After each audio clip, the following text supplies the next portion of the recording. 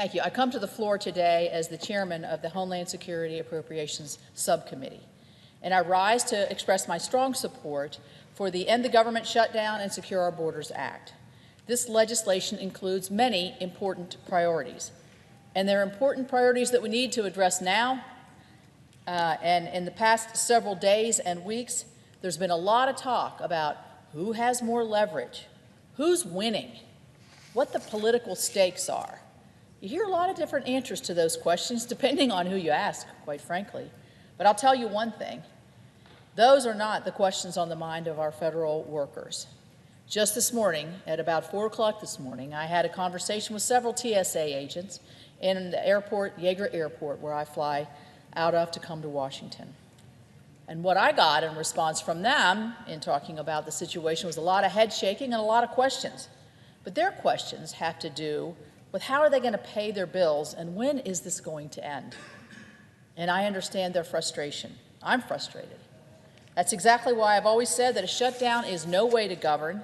It's not in anyone's best interest. It's a disservice to our federal workers, and it's a show of our inability to do our job in conjunction with those on the other side of the aisle. And it's a signal to the American people that we think this confusing and ineffective way to govern is okay, when it's not.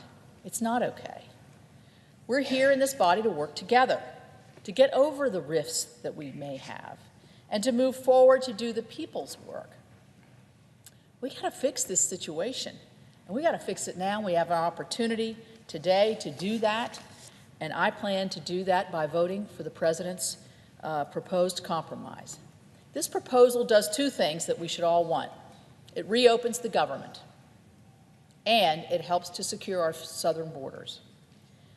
If we pass this amendment, and I hope that we do, we will bring our furloughed workers back to work, and they will get paid. We will pay the dedicated men and women of our Coast Guard, our federal prison guards, and our TSA and Border Control personnel, and many others, many of whom I've talked with. And we'll take a major step forward in securing our nation. The resources in this bill are necessary, I believe, are necessary, because I believe we do face a crisis on our southern border. Over 153,000 people were apprehended last year in the last 3 months of 2018. And that number does not include the people that were not apprehended at our southern border. The number of illegal boarding crossings was up more than 80% in the last 3 months of 2018 as compared to the last 3 months of 2017. And the composition of those being detained for crossing the border is changing. In 2000, 98% of those detained for illegally crossing the border were Mexican nationals, and most were single adults. They could be repatriated to Mexico very quickly, within hours.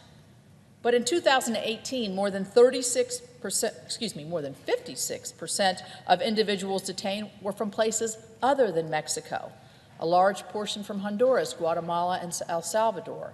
And increasingly, individuals are showing up at our borders from all over the world.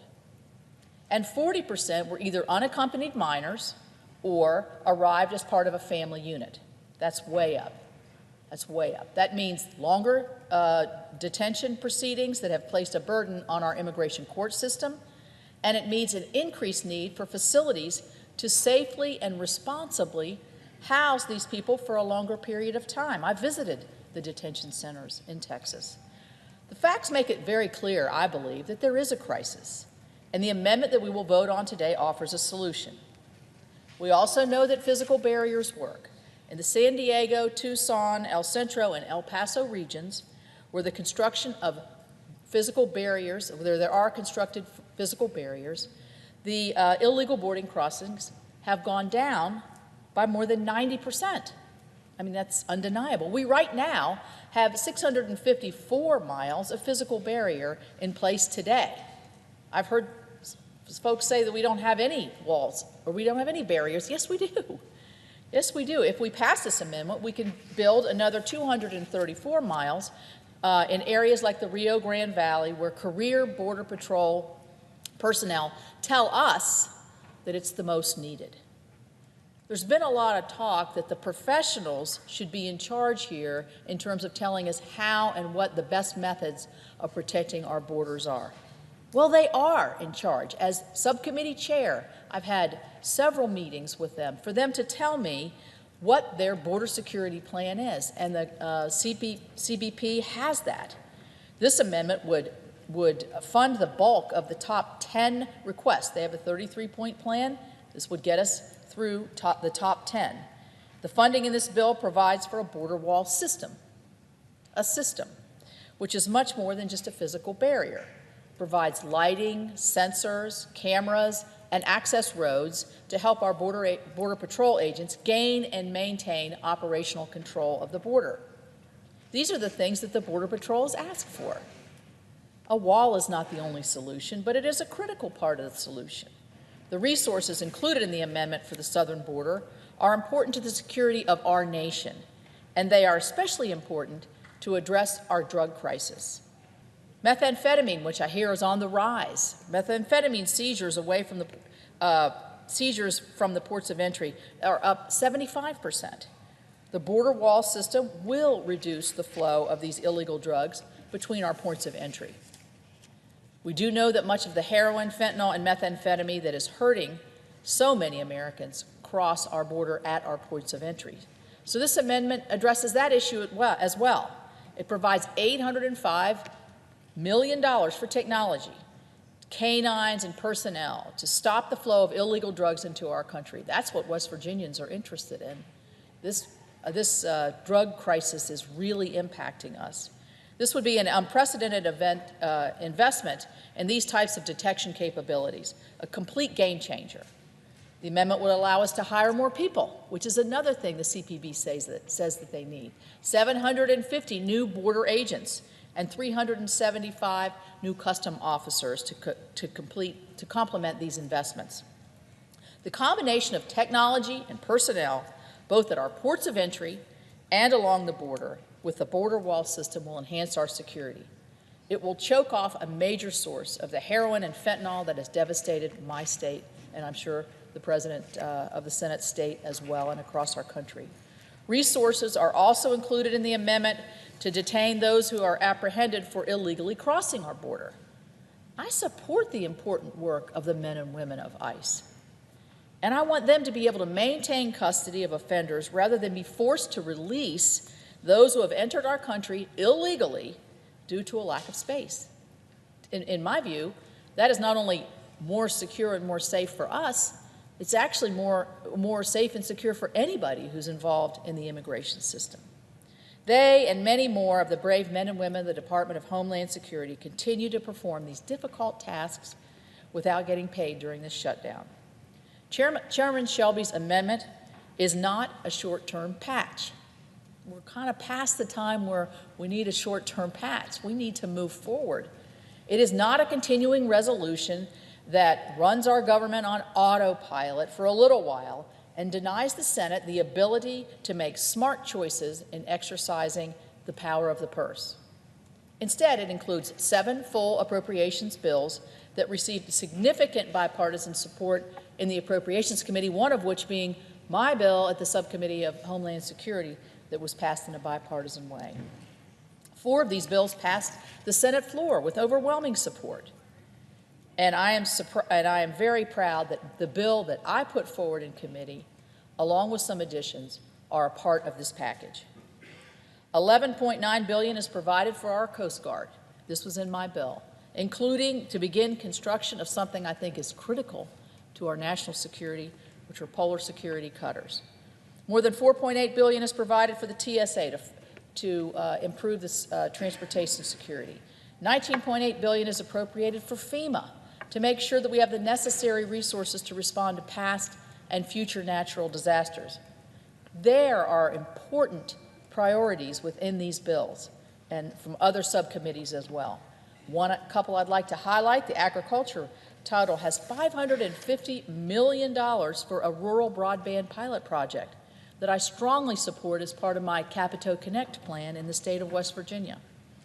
The FSGG title has resources for the drug-free communities and high-intensity drug task forces, which are critical to stopping this drug epidemic that I've spoken about. The CJS title has $468 million to combat the opioid epidemic and another $30 million for economic development assistance in coalfield communities. These are just a few examples of what this Shelby Amendment has. The amendment that the Democrat leader has proposed reopens the government through February the 8th.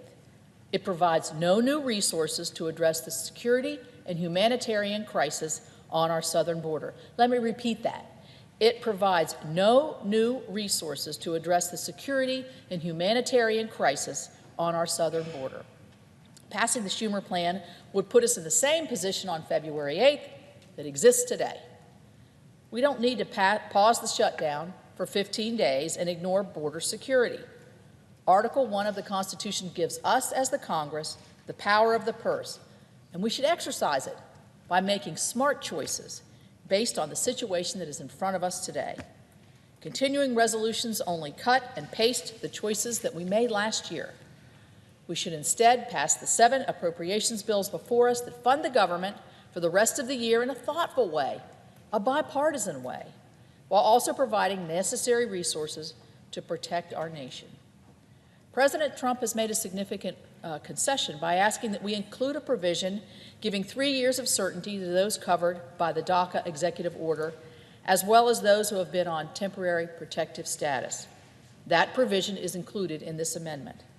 This is the type of reasonable compromise that is necessary to pass major legislation during a period of divided government.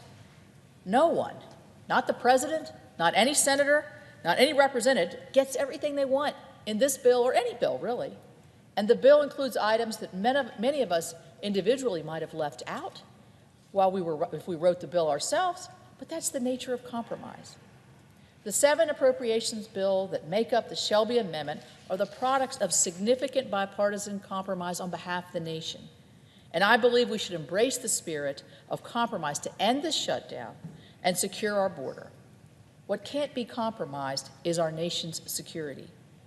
You know, we just celebrated Martin Luther King Jr. Day last Monday. And as I was reading a lot of his famous quotes, I thought about this one because of the situation that we find ourselves in right now. Quote, "If you can't fly, then run. If you can't run, then walk.